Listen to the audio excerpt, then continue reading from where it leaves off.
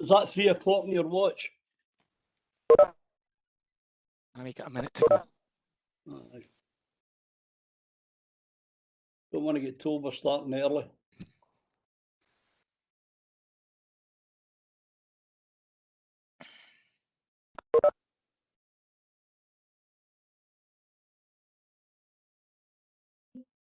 Right. That's us.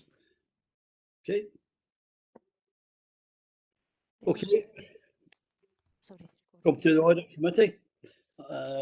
Any apologies, substitution, or declaration of interest? No apologies for absence have been received. Okay.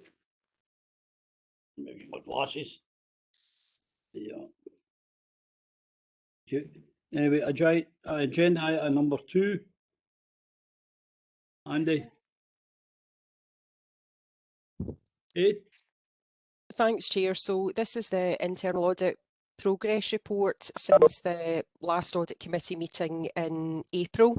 There were 3 audit reviews finalised since the April audit committee meeting, including cash and banking. Overall, it was a strong control environment opinion. There were no significant issues identified, and an action plan is in place to address all issues by the 30th of September. These are currently in the process of being followed up. The second audit finalised was in relation to homelessness. Overall, there was a satisfactory control environment opinion. However, there were 2 amber issues identified, including, firstly, gaps were identified in policy and procedural documentation, specifically in relation to the rent management policy and procedures, and also there were procedures for a number of key tasks which require to be finalised. Secondly, in relation to record retention and disposal, there is a significant backlog of hard copy files awaiting disposal. The audit identified 4 issues, 2 of which we consider to be individually significant, and an action plan is in place to address all issues by the 30th of June next year. The third audit finalised was in relation to taxi licensing. Overall, there was a satisfactory control environment opinion. However, there was 1 amber issue identified in relation to the adequacy of address checks at licence renewal stage, and specifically where the address on the renewal application is different to the current address held on the licensing database. There's no further checks carried out to verify the new address. The review identified 4 issues, and an action plan is in place to address all issues by the 31st of March 2022. The audit plan for 2020 to 2021 is now complete. Progress against the 21-22 audit plan is set out at section 3 of the report, and you'll see, Chair, that 6 audits are at fieldwork stage. In relation to corporate fraud activity, due to the ongoing COVID-19 situation, the fraud team have not been undertaking any home visits. In relation to their work, however, they have been accessing other information systems available in order to gather evidence in relation to cases that they've been investigating, and they've been able to obtain a number of good outcomes for these cases. Since the last audit committee meeting in April, the fraud resource has been primarily focused on the NFI investigations for the 2020 exercise. It's likely that Audit Scotland will comment on the 2020 exercise in their next update in the spring, so the team is prioritising this work along with services that are responsible for their own matchings. The team continues to undertake work in relation to other referrals from services, whistleblowing in relation to blue badges, council tax or other inquiries. There were no significant investigations carried out in the period. And as a team, they've also been continuing to provide ongoing advice and support to services impacted by the pandemic, and continue to provide relevant alerts on cyber security risk and other anti-fraud alerts for employees and also the wider community. In relation to internal audit follow-up, the status report is attached at Appendix 2 to the report. There were 2 actions which required an interim update by the end of August. These relate to the information governance issues within education services. Management comments have been provided at Section 4 of the status report, and a further update will be provided to the January meeting of the Audit Committee. There are 8 current actions being progressed by officers. 5 of those actions is where the agreed deadline has been missed. Revised dates have been obtained as far as possible, but progress has been impacted by COVID-19. Happy to take any questions or comments. Thanks, Chair. Thank you. Is there any questions? Natasha? No, I don't have any questions. Anybody else? Oh, Are we using the chat? sorry, Graham, go ahead. Well, just to confirm, are we using the chat function? I have put a question. Yeah. Yeah, okay. Okay. Thanks very much, Convener. When it comes to the cash and banking review, I'm aware that we're obviously reducing the amount of cash and thus banking that Council is doing. And I wonder if Audit's got any concerns that we're going to de-skill some staff or management will may have less scrutiny over the process because there's a reduction in the quantity and also the value of cash that is taken and banked. Through you, Chair, I mean, Alan can obviously provide some input as well, but from the audit perspective, we looked at telephone transactions where, you know, we were taking payments over the phone, and there's also online payments. So although there's not physical cash being handled, there is still quite a lot of steps involved in making sure that the transactions are allocated correctly, they're accounted for correctly, they're properly journaled and they're reconciled. So there are still quite a number of steps in the process. It's just the physical cash is not in place, but we still tested that it went to the right account. We tested that it went into the right part of the ledger as well. So all the checks and balances are similar. It's just the method of transmission of the payment. If that helps, Councillor Brooks. Yeah, I just wonder if Audit has an opinion of, the small amount of cash. In fact, I can't even quantify that. I know we've reduced. I don't know if we're going to zero. Are we still got the skills and the competency from an audit perspective to handle the physical cash that we do have? Through you, Chair, yes. Obviously, we have the customer service centre, and everyone is part of there's detailed procedures in relation to cash handling, and that procedure is in line with the next step of the process. It all gets handled in the cash receipting system, and then the cash receipting system is carried out. The audit is carried out in the same manner. It's just the different transmission of the payment process. If it's a cash payment, the cash is handled. There would be a blind cash up, in the daily basis, and there's really strong controls in place around that. We've audited cash and banking previously, and there were no issues to do with the cash handling process. Thanks. Okay. Anybody else? Stephen?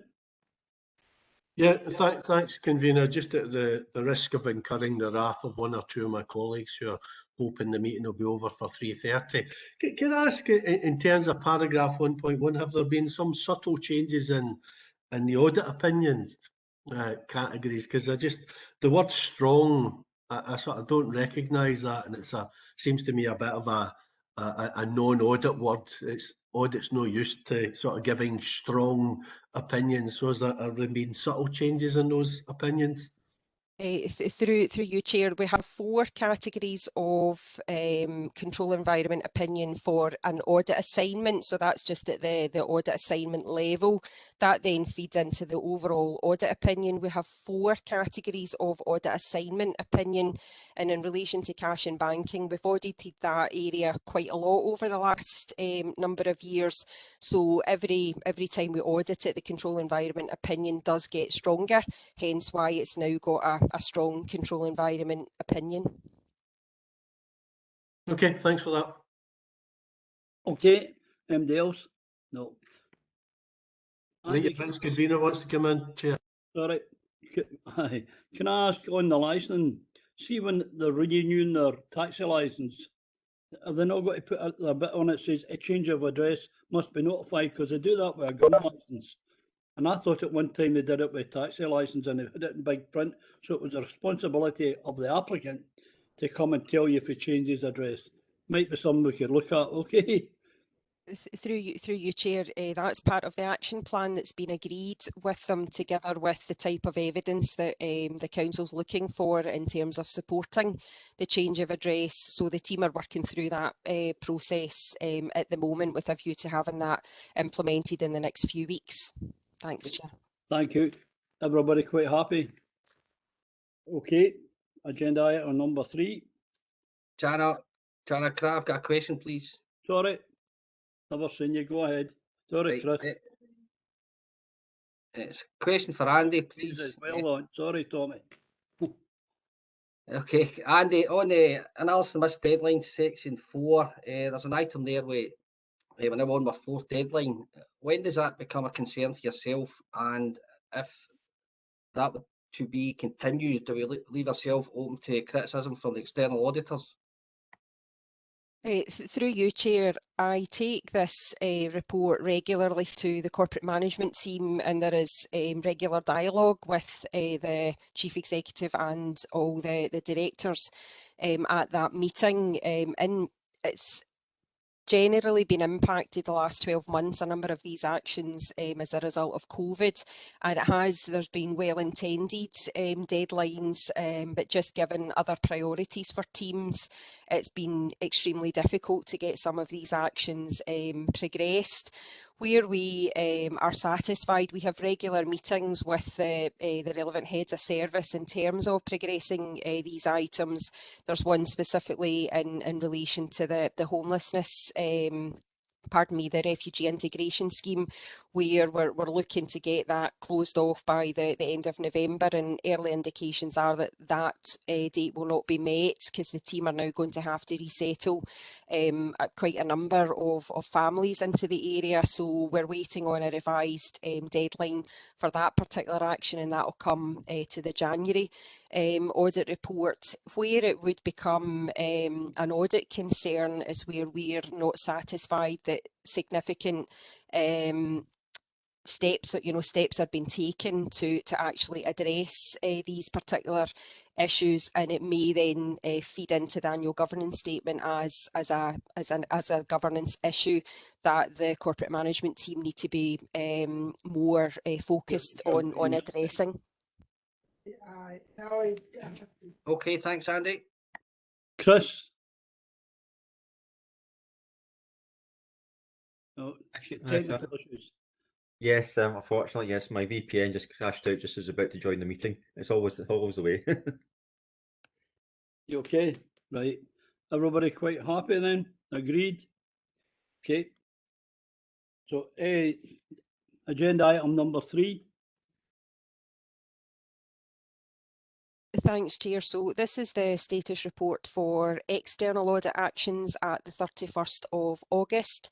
There was one action that was not fully completed by the agreed deadline.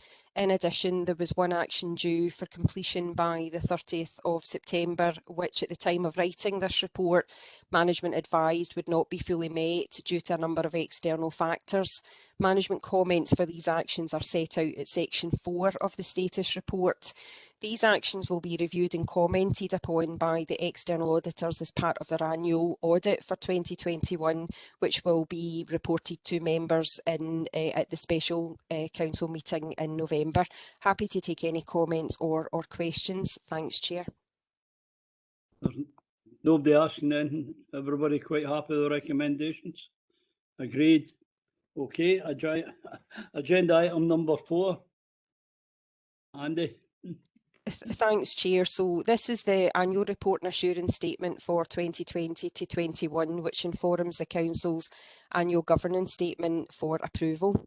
The overall audit opinion for the internal audit plan for 2021 is satisfactory.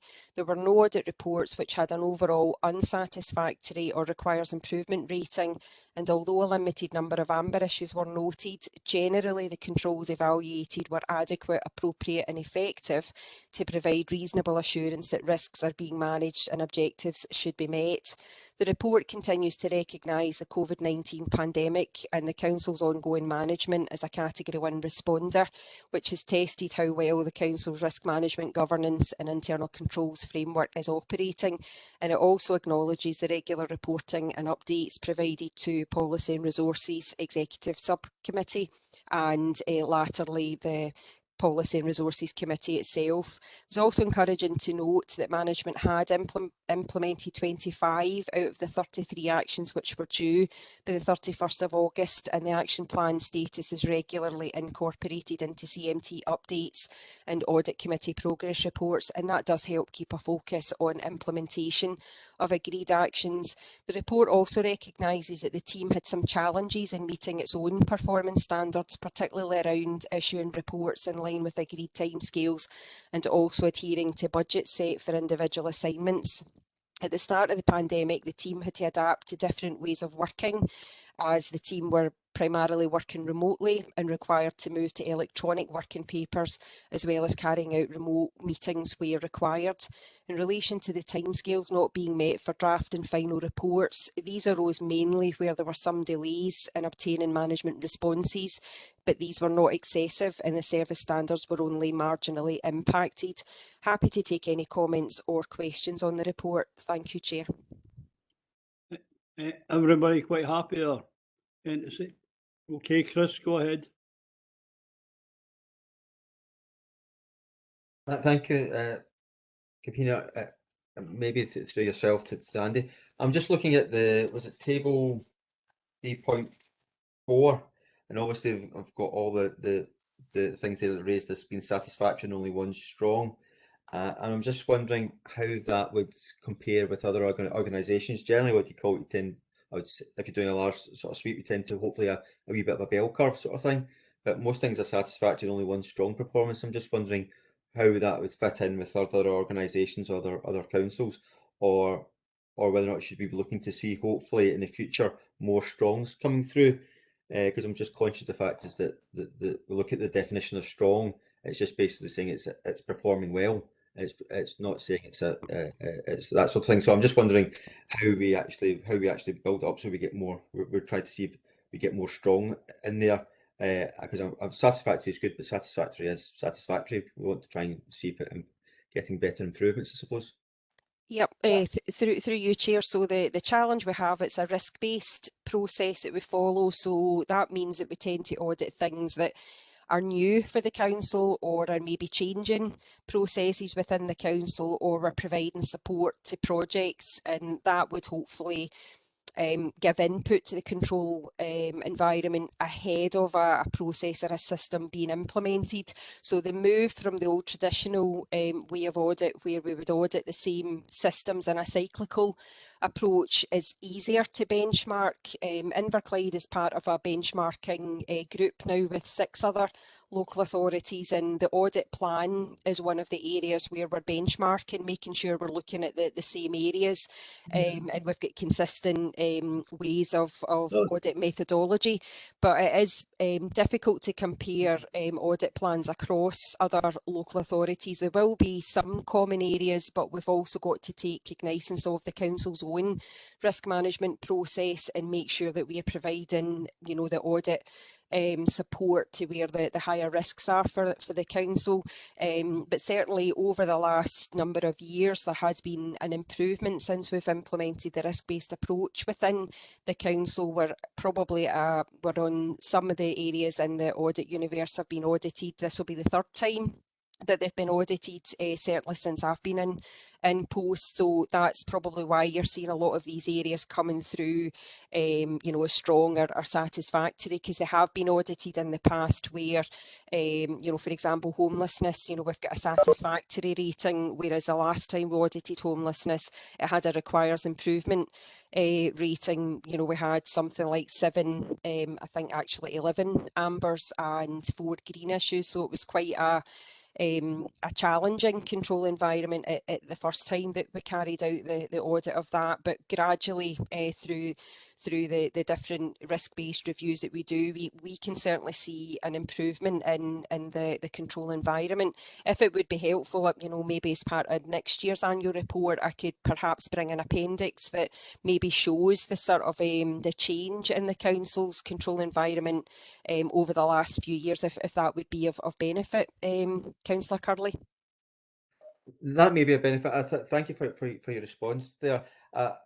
Looking at it, I think, listening to what you're saying, obviously got a skewed sample then really. So we're going to tend to, if you're looking at things that are new, etc., we're going to tend to be down the satisfactory scale. But you're saying that it's a number we have actually looked at a number of times. You mentioned homelessness there as well. So I suppose it's just getting that sort of context. So it was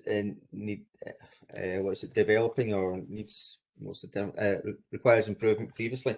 And now it's satisfactory. So it just maybe a context. I don't know if it'd be possible just to put if they have been looked at previously, what the last audit finding was, so we can just see, is it the same, is it getting better, or is it what do you call it, or is it getting worse? Obviously would be another thing. But no, thank you for that. I think that's an important point is that I sort of forgotten about there, that it is actually a good sample that we're looking at. Thank you.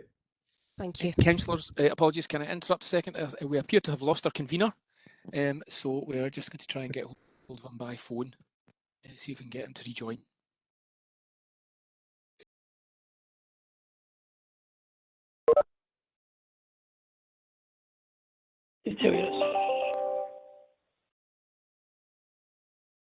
Are you Councillor Rebecca?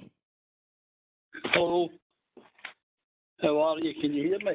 Yes, we can. Hello. Right. Okay. Right, we're back on then. Yes. Agreed. Agreed. That's lovely. We're on to item 5, and that's agreed, is it? Hello? Hello? Tara, we can... Sorry, Tara, Councillor, but you can't see the chat function, but Councillor McCabe, did you have a comment that you wanted to make? Sorry, I can't see it.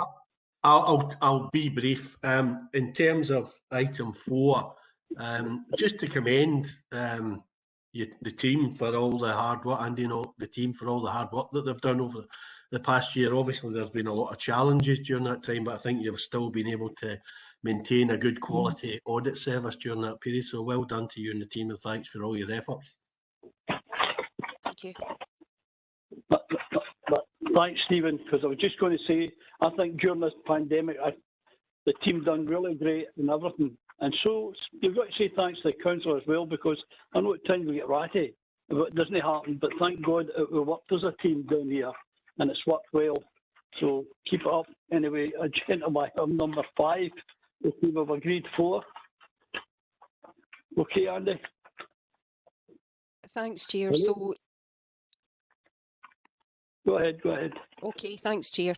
So this is the annual report on risk management activity during 2020 to 2021, and in particular highlights a number of areas where the Council has continued to maintain its focus on risk management and was also alert to emerging risks, including Brexit and the COVID-19 pandemic.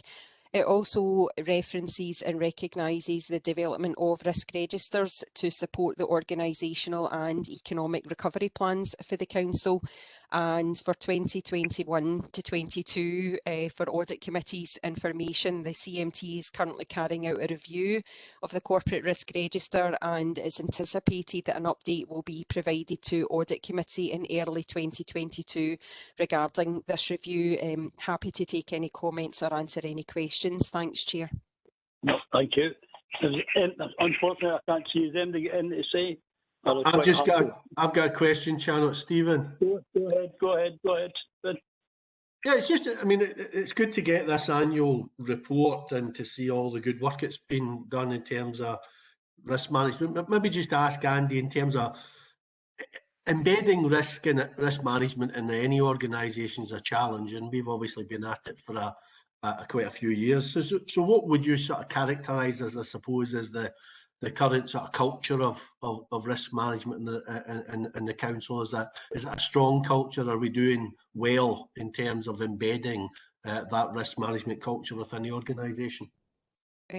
Through you, Chair. So obviously we benchmark ourselves against the Audit Scotland's toolkit on risk management, which sets out basic practice, better practice and advanced practice. And certainly the Council is meeting all the basic practice guidelines, and indeed in some areas we're actually exceeding basic practice and we're actually hitting better practice in terms of embedding risk management. We have risk management within strategic planning and performance management frameworks. You know, we have standalone risk registers for a number of processes as well. We have service risk registers, we have directorate heat maps, and we have the overall corporate risk register. So it's probably the right time to review the process itself, to just take advantage of you know, the good work that's been done to build on that and take cognizance of best practice developments to further improve our risk management arrangements within the council. Okay, thanks for that. Anybody else get in to say? Glenn? Go ahead. That you, Provost? Hello? There's a question from Councillor McElhenney, and then after there's a question from Councillor Quinn. Yeah, thanks, convener. It's just a quick one from me. 5.2, Andy, talks about the Audit Scotland BV toolkit. I take it that's best value, yeah?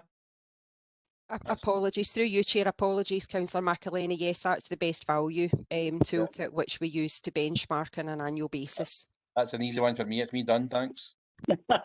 Lynn? Yeah, thanks. Yeah, just a quick question on the sort of risk register. I'm just trying to explore how do we get around, obviously each directorate will do their own risk registers and each service will do their own risk register. How do we reconcile if everyone has a different attitude to risk? You know, so the different appetites might be different, and is there such a thing as being too risk averse? Obviously the safest thing is to do nothing, you know, but we can't do nothing. So how do we kind of square all those? Yeah, I mean, that's a big challenge, you know, for the council. But what we do have is we don't do risk management in isolation, so it wouldn't just be up to head of service to consider, you know, their own view, because they can obviously have, you know, their foot in the fridge or their, you know, their foot in the fire, depending on their you know, their feelings that day about risk. But what we try and do is incorporate it in a team meeting, like an SMT level, where everyone is round the table, because someone will be more informed about one risk than another individual round the table. So we try and come up with a consensus view at a service level that would then come up to the DMT for wider discussion. And again, we've got a consensus view at the directorate management teams, and then anything that would be according to directorate level heat map, if it's high likelihood, high impact, that would come up to the corporate management team for consideration. And again, there's a further consensus view at that point. So hopefully, you know, you can see that it isn't just down to an individual's appetite for risk, but you're absolutely right. Some people will be more you know, sort of risk takers. Others will be more risk averse, but, you know, the whole process of risk management is to come up with an informed view of risk based on all the various factors. And I think certainly in Inverclyde, you know, the officers do that very well. So hopefully that answers your question, Councillor Quinn. Quite happy, Lynn? Yeah, great, thank you. Okay. Only thing I will say, no matter what happens in this is a good thing about Andy and their team and Alan Puckrin and everybody in Inverclyde just now for a long while. They actually, no matter what system you put in, it'll never be 100% to everybody's satisfaction. So you've got to keep looking at this and keep shutting the doors. And every time you shut the door, somebody knows another one to open. And thank heavens, we're in a better state now than we've ever been in that sense. So thanks very much for it. And I'm sorry about earlier on. So you can go and see your other thing. It's just starting, Stephen, I think. Okay, the rest of you enjoy the day, and I hope your team wins. Thanks, Channel. Bye. Bye.